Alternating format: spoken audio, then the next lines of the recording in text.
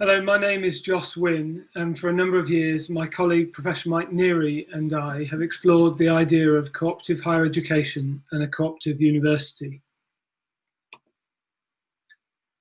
Our interest in cooperatives as a particular model of organisational ownership and governance came about through earlier work at the University of Lincoln on a project called Student as Producer.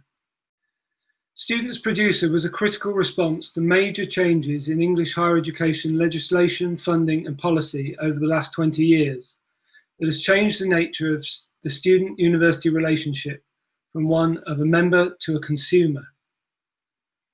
Student as Producer works as a model of curriculum development and as strategy for institutional transformation.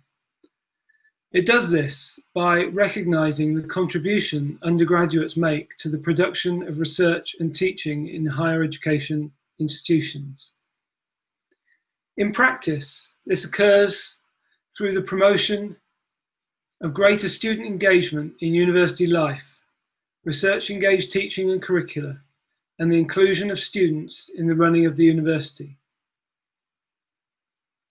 This programme of change at the University of Lincoln between 2010 and 2014 led us to research how higher education could be further reconfigured, moving beyond students' active engagement in teaching and research to students being constitutionally recognised stakeholders in the democratic ownership, governance and management of a university.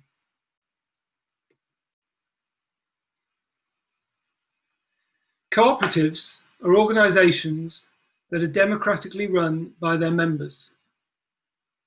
Cooperatives are constitutionally defined by their values and principles. For example, democracy, equality, autonomy, and concern for community are some of the characteristics of cooperatives around the world and have been since the first cooperatives were formed in the mid-19th century.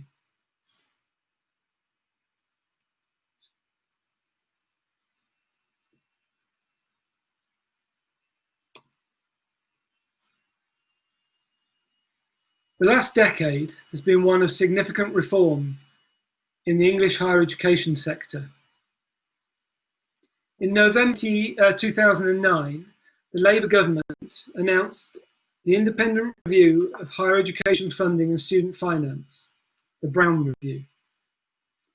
Among its recommendations, the Brown Review made the case for removing the cap on tuition fees altogether and proposed a revised loan system to support this radical move. The new Conservative Liberal Democrat coalition government responded by introducing a maximum fee of £9,000 per year from 2012, and at the same time removing most of the direct funding provided to universities.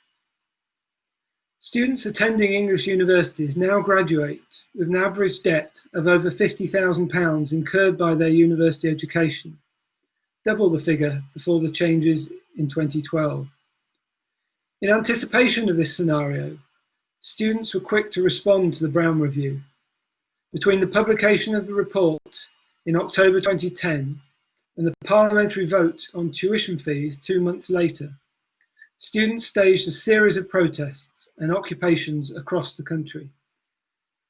We attended some of those events, including an occupation at our own university.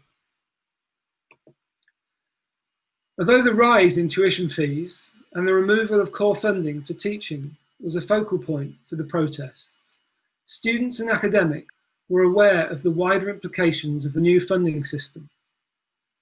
The principle of converting direct public funding of universities to private debt and the legal identity of the student as a consumer of higher education clearly positions students as consumers in the marketisation of higher education prior to becoming learners. Since the Higher Education Research Act 2017, the higher education sector has never been more open to new entrants, yet has never been more subject to state regulation and control.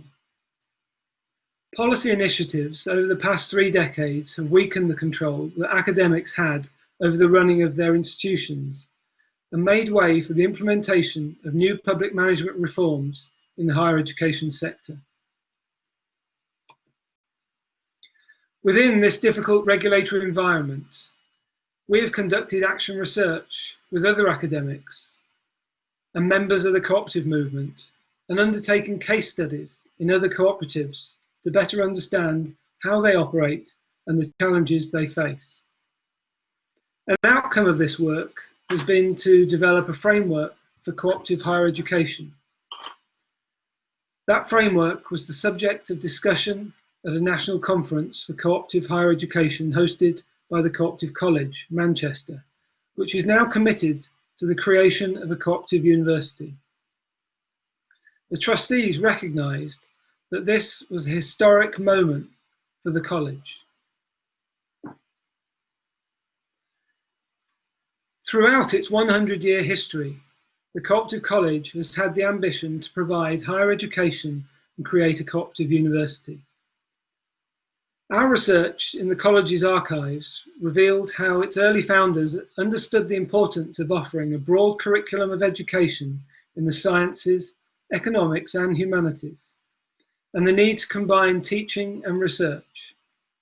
In 2018, the college set up an interim academic board chaired by Professor Mike Neary and tasked with establishing a cooperative university.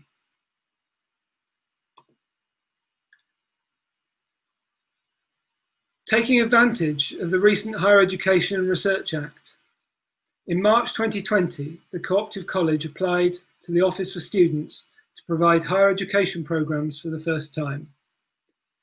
Its vision is to develop a new type of university based on social justice and cooperative values and principles which works for the mutual benefit of all. It will be run by staff and students and aims to establish a federated model, a cooperative of cooperatives, each with local autonomy and driven by the needs and capacities of their members. The imminent creation of a cooperative university comes at a time when the marketised system of higher education has been shaken by the coronavirus. Universities are exposed to the fragile system of competition that has been instituted into policy and law over the last decade, and students, burdened with debt, are questioning the value for money of an online experience. Cooperatives are not immune to the effect of the pandemic, but being member-owned and democratically run, they are in a better position to make collective decisions about their future and understand how the impact of such great social change can be shared equitably. There is no other organisational form that is so comprehensively designed to achieve social justice for its members and their community. There is an alternative.